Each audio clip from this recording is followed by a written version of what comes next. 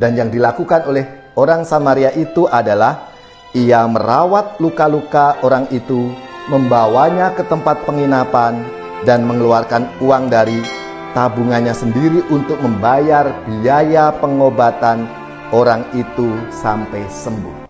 Saudari-saudaraku yang terkasih, berjumpa kembali bersama saya Inspirasiku di Antara. Renungan Harian Minggu 10 Juli. Hari Minggu, Pekan Biasa ke-15.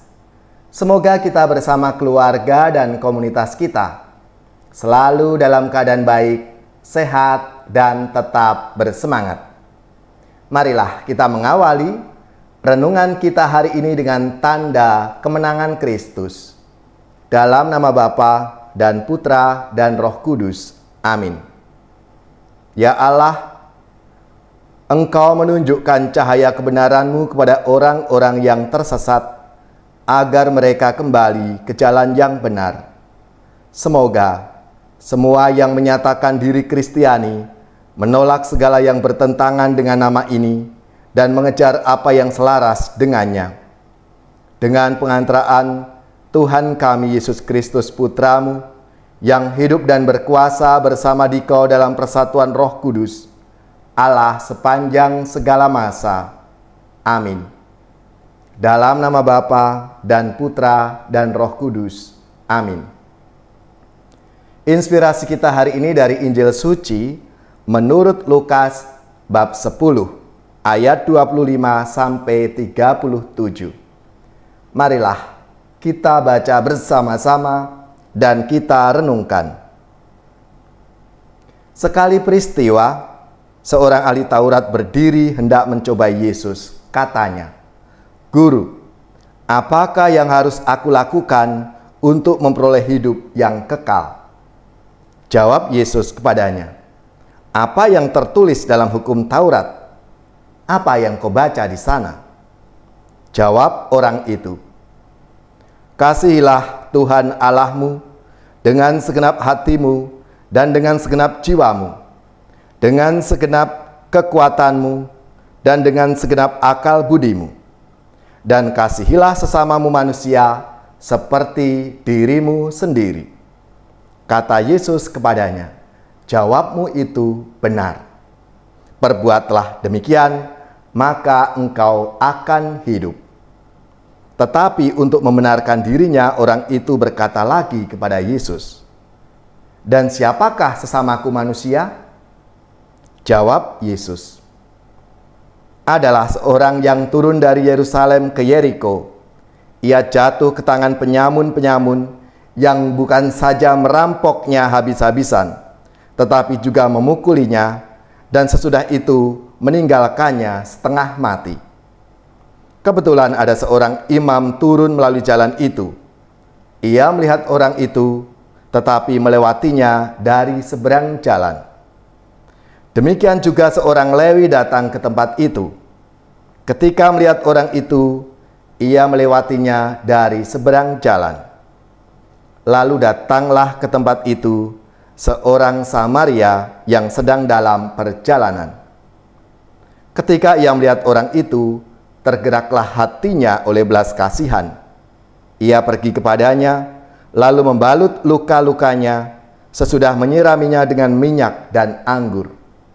Kemudian ia menaikkan orang itu ke atas keledai tunggangannya sendiri, lalu membawanya ke tempat penginapan dan merawatnya.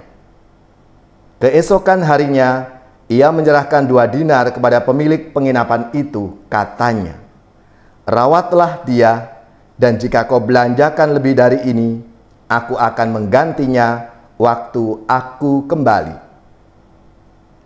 Menurut pendapatmu, siapakah di antara ketiga orang ini adalah sesama manusia dari orang yang jatuh ke tangan penyamun itu?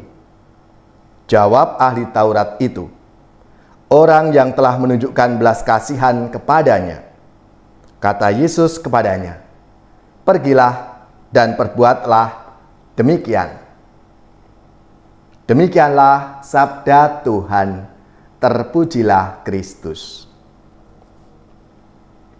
Saudari-saudaraku yang terkasih, salah satu ajaran yang terungkap dengan jelas dalam perumpamaan yang baru saja kita dengar bersama, yaitu orang Samaria yang baik hati.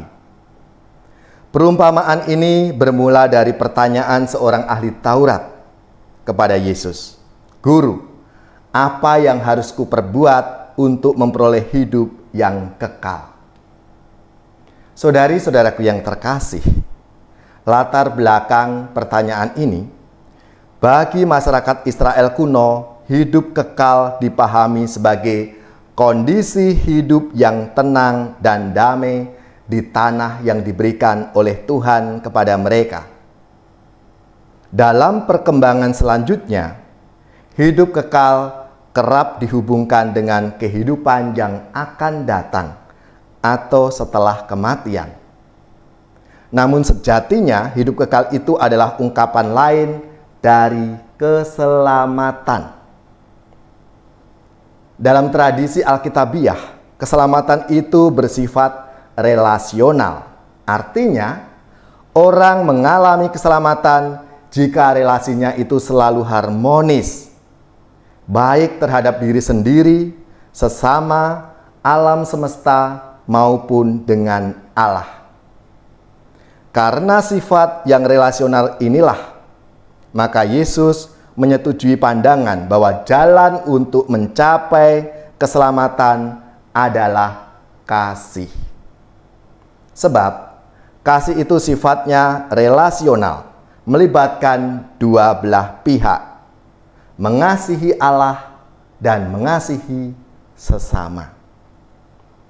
Saudara-saudaraku yang terkasih, selanjutnya Yesus mengajarkan secara lebih spesifik mengenai keselamatan yang tercipta dalam relasi dengan orang lain dalam perumpamaan tentang orang Samaria yang baik itu.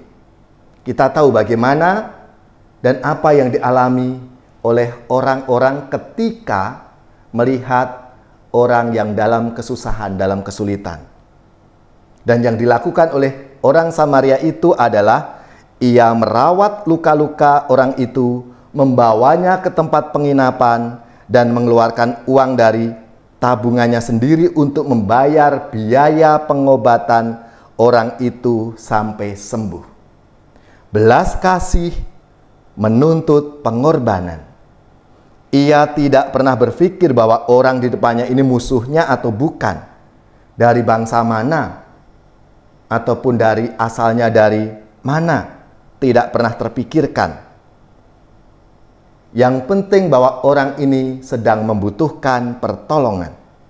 Orang Samaria ini tampaknya menerapkan apa yang ada dalam sabda Tuhan.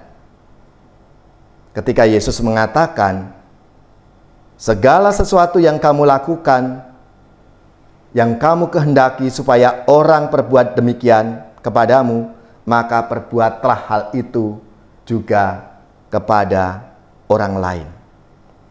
Saudara-saudaraku yang terkasih, perumpamaan orang Samaria ini akan selalu menantang kita dengan pertanyaan ini. Apakah kita sedang menjadi penonton tanpa belas kasih atas penderitaan orang lain di dunia ini? Atau sebaliknya, kita mengungkapkan belas kasih dalam perbuatan yang nyata? Dan sebagai murid-murid Kristus, sebagai orang Katolik, jawabannya sudah jelas, yaitu bahwa kita diajak untuk mempraktekkan belas kasih kita itu. Sebab belas kasih adalah jalan menuju keselamatan, seperti yang sudah diteladankan oleh Tuhan Yesus sendiri kepada kita, umat-Nya.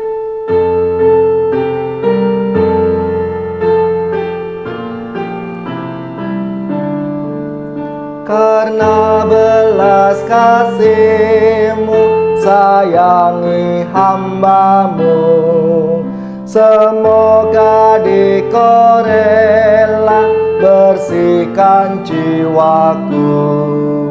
Aku hamba durhaka dalam kecemasan, mohon belas kasih-Mu di tahta-Mu Tuhan.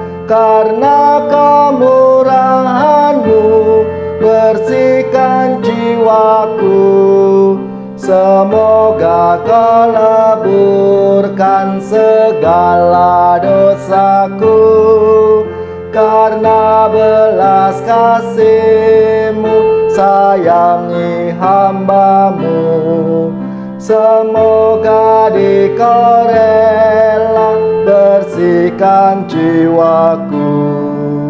Hati merasa malu datang kepadamu, karena ingat selalu noda di hatiku. Dengan rendah di hati mohon kepadamu, semoga Kau ampuni segala dosaku, karena belas kasih-Mu sayangi hamba-Mu. Semoga Kau rela bersihkan jiwaku. Mohon kekuatan-Mu, mohon bantuan-Mu, agar tiap langkahku Kau serta selalu. Dari lembah sengsara angkatlah diriku, hingga pada akhirnya sampai kepadamu. Karena belas kasih-Mu sayangi hamba-Mu. Semoga Kau rela bersihkan jiwaku. Saudari-saudaraku yang terkasih, marilah kita siapkan hati kita untuk menerima berkat Tuhan. Semoga saudara-saudari sekalian, keluarga-keluarga dan komunitas kita, orang-orang yang kita doakan, mereka yang sakit, yang menderita, seluruh tugas, belajar, pekerjaan, usaha, serta karya pelayanan kita dibimbing, dilindungi, dan diberkati oleh Allah yang Maha Kuasa, Bapa dan Putra dan Roh Kudus. Amin.